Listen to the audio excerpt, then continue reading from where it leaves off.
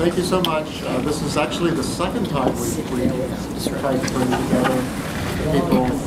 I don't know how many of you were here some years ago. There were rumors going around that people of this generation were getting older, but I was kind of amazed that they didn't look any older than I was, and you still don't look any older than I was. And everyone's doing fine. I also would like to introduce Clarence Jones, who's with the Institute, also a veteran of the movement. He was Martin Luther King's lawyer, and he's been a real valuable resource here in terms of trying to do our work with the King legacy. I just say one thing about Dr. Carson and the Institute. The papers at the King Institute and all of the data that the King Institute has is a result of Coretta Scott King having the confidence and the belief that she could repose those things in the custody of Dr. Carson, and that he would, over a period of time, catalog them and to be the custodian of the King legacy. And he has done an absolutely extraordinary job. I don't know, there are other places that have copies of King papers, but I don't know of any other place where the papers and the underlying data and the atmosphere so support the authenticity of Martin Luther King Jr. And I say that as a young man who met him when I was 29 and he was 31, and for the next 8 years thereafter I became his political advisor, personal lawyer, and draft speechwriter. So I just want you to understand the historical significance of that man there. Thank you so much for being here. We're going forward. We're going forward. One day we're going to be free. One day we're going to be. I was 18 at San Francisco State when I first became active in the civil rights movement. What I represent and why I wrote my book, This Bright Light of Ours, Stories from the Voting Rights Fight, is to represent the little people, the small people, the foot soldiers, they called us, who were in the movement for a short time, for one summer, 8 weeks. And yet we came like wave after wave, as some of the stories you'll hear from others, to build this movement that lent support to people who were in it far longer, so that we would come in as fresh troops, so to speak, and join this wonderful African-American-led movement. They would train us, teach us, throw us in to the events, and we were out there being expected to do things. I decided I wanted to do something about it, so they had these sympathetic demonstrations in Detroit, where I grew up, in support of the Southern Civil Rights Movement, and we picketed the Woolworth stores, and we started having efforts to desegregate swimming pool, a skating rink, and that sort of stuff. So I was 13 years old when that happened, and later continued to do things that were supportive with the NAACP youth group and a group called the Detroit Brotherhood Youth Corps, and worked as a tutor with the Northern Student Movement, and did a lot of things that were in support of the Civil Rights Movement. In 1963 and 64, I was with the CORE, Congress of Racial Equality, mostly doing protests, sit-ins, marches, picket lines, shop-ins, protests of various kinds. In early 1965, I went to Selma, Alabama, where I went to work for Dr. King on voting rights struggle in Alabama. I worked in Alabama in '65 and some of '66, and in mid-'66 through early '67, I was in Grenada, Mississippi. Again, voter registration and school desegregation, issues like that.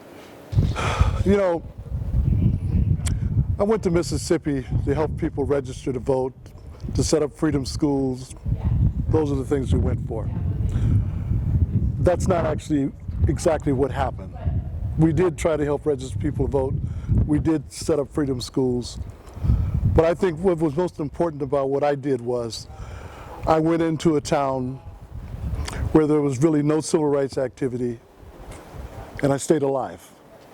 I was so certain that change would come, and I saw the change. I saw the change beginning in high school. I saw the change demonstrated in being able to walk into a department store and try on clothes, unlike my mother, who could not try things on when she went into a department store, or going and eating in a restaurant that my parents had not been able to eat in.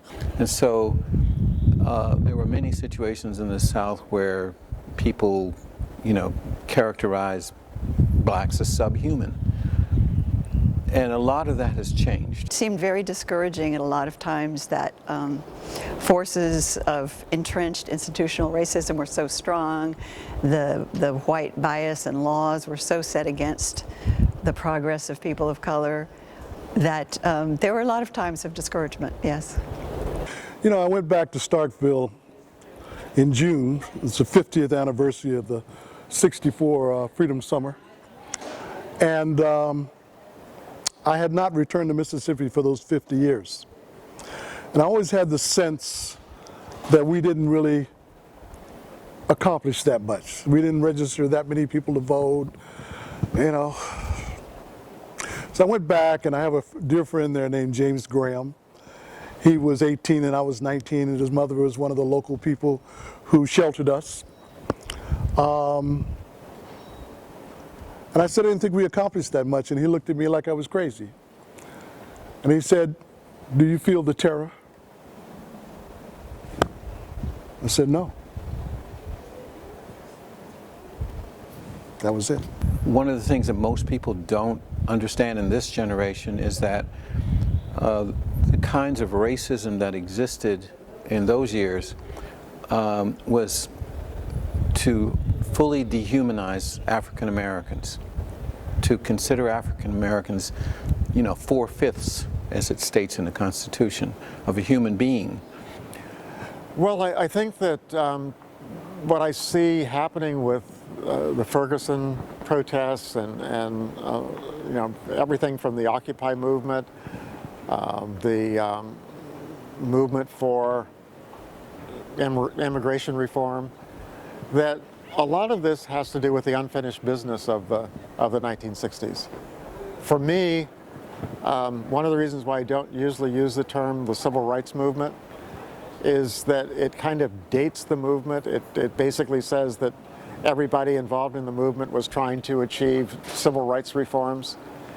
But if that were true, then the movement would have ended in 1965 with the Voting Rights Act, because that was really the last major piece of civil rights legislation. So I prefer to call it the freedom movement or liberation struggle. I think it gives a broader conception of how King or Stokely Carmichael or Bob Moses and other people saw the movement as a continuing struggle. You know, there's a lot of people who still devalue and dehumanize blacks, and that aspect of racism has changed, but not enough. And we need to make much, much more progress. And the more whites who come forward to repudiate that kind of racism, that Black Lives Matter, that blacks are fully human beings like everybody else, and that's what our movement was all about, to affirm that we are all human beings, men, women, whites, Latinos, Native Americans. All of us are human beings. Get on board, children, children, get on board, children, children, get on board, children, children, let's fight. fight for human rights. I hear those mobs howling and coming around the square. I catch those freedom fighters, but we're gonna meet them there. Get on board, children, children, get on board. Children, children, get on board. Children, children, and let's fight for human rights. Well, we're the freedom fighters that we may go to jail.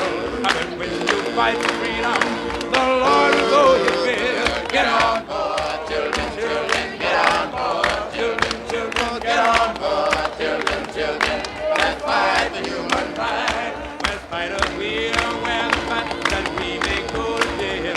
But when you fight for freedom, the Lord will go your will. Get on board, children, children, get on board. Children, children, get on board. Children, children, let's fight for human rights. Get on board, children, children, get on board. Children, children, get on board. Children, children, let's fight for human rights. Get on board, children, children. Hey, get on board, children, children. Hey, get on board, children, children. Let's fight for human rights.